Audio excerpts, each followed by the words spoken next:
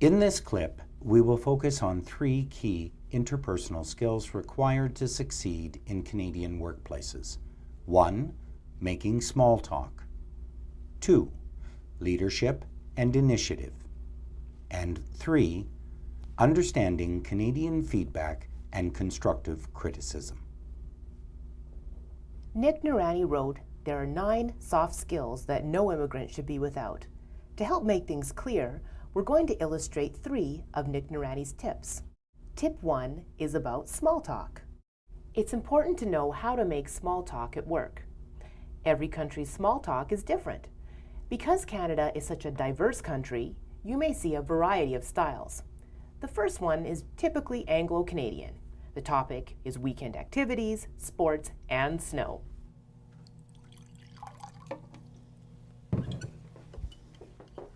Oh, hi there, Maria. Hi! How was your weekend? Fantastic! What about yours? Pretty good. I watched my son's soccer tournament in the snow. And it's supposed to be like that next weekend, according to the forecast. Same old, same old. Well, have a nice day. You too! The second small talk example is between 2 Hispanic employees working in Canada. They are friendlier and touch more often than the people in the previous scene, and they are using their own style of humor and proverbs.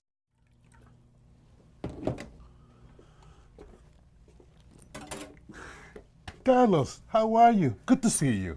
Not too bad. What a weekend. Dealing with my crazy kids, the weather, not looking forward to the pile of work I got waiting for me. You'll survive. What doesn't kill you will make you stronger, my friend. Yes, but you know what they say. If I die at my desk, you'll know I didn't have the strength after all. Both these examples are acceptable in Canadian workplaces. People are used to a range of small talk, ranging from very formal to very informal. But to fit into your new workplace, it's important to listen to how people do small talk there and find ways you can contribute. Tip number 2 is about leadership and initiative.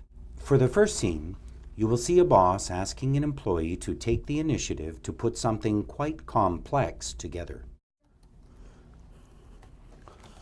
Hello, Jasmine. Hi. I'd like you to come up with a plan to reorganize our front office protocols.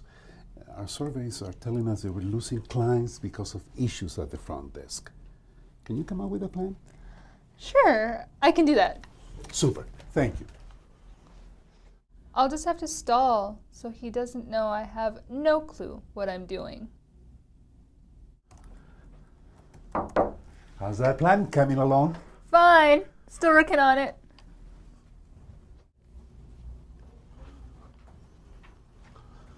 Jasmine, it's been 3 days and I haven't even seen your notes on the project. What's the holdup? The employee was embarrassed to tell the boss that she did not have any idea how to start on his request. So instead of asking for help, the employee kept avoiding saying anything to the boss.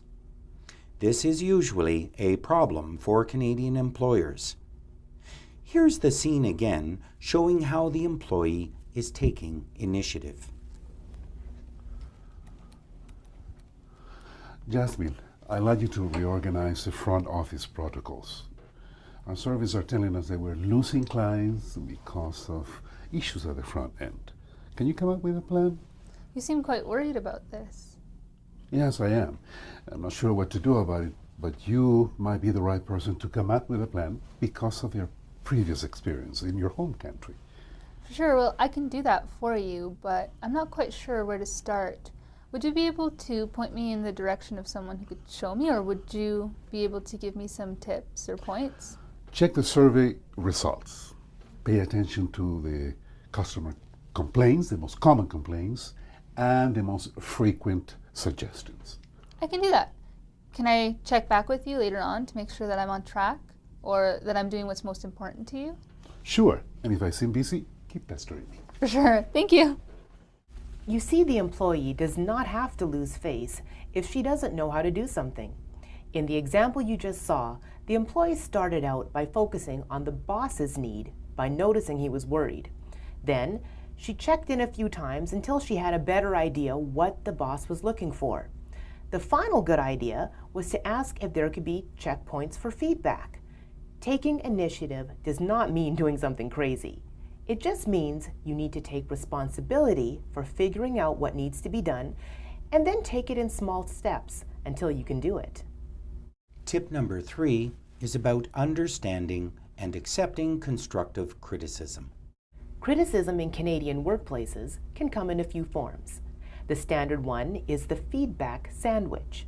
The person who wants you to change something will say, Maria, we really value your contributions here. that was the slice of bread on the bottom of the feedback sandwich. And we really want to see you succeed. This is a warning that you're doing something wrong. Wait for it to become more clear. This would be the lettuce or the tomato in your sandwich. So if you hand in these documents with no missing fields or run-on sentences, that would be best for everyone. This is the meat or the cheese in your feedback sandwich. In case you missed it, your supervisor is fed up that you are handing in incomplete and poorly written documents. If you do it again, there will be consequences. So to summarize, this is a quality control issue, and you know where I'm coming from. Here is the hot mustard part. It's telling you not to make that mistake again, or you will not be a good fit for the company, and that could be a problem for your career. We do appreciate all you have accomplished here, and we always tell our shareholders what great staff we have. This is the top slice of bread on your sandwich. The cultural logic is to start and end positive. Put the negative stuff in the middle, but make it seem less negative between the two slices of positivity bread. This criticism is very confusing to most newcomers and is easily misinterpreted.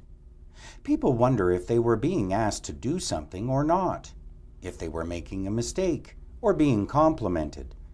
You may need to ask, so are you asking me to pay closer attention to the details of forms and check them over for missed fields and run-on sentences before handing them in? Your supervisor will then answer you more directly. The second way you could receive criticism is more direct. Maria, this document was not completed properly. There are missing fields and run-on sentences. Please redo it immediately, and I expect future documents to be without error. You may be surprised and perhaps hurt at the directness of this critique, but the response from you should be the same. Ask for clarification. So, are you asking me to pay closer attention to the details of forms and check them over for missed fields and run-on sentences before handing them in? Whether you are confused, happy, or hurt from job-related criticism, always look past the criticism to what task you need to improve. Then, clarify what is being asked of you. We hope these scenes are useful to you in understanding some of the interpersonal skills required to work successfully in Canada. You can read Nick Noorani's complete tip list and answer the questions in the following exercise.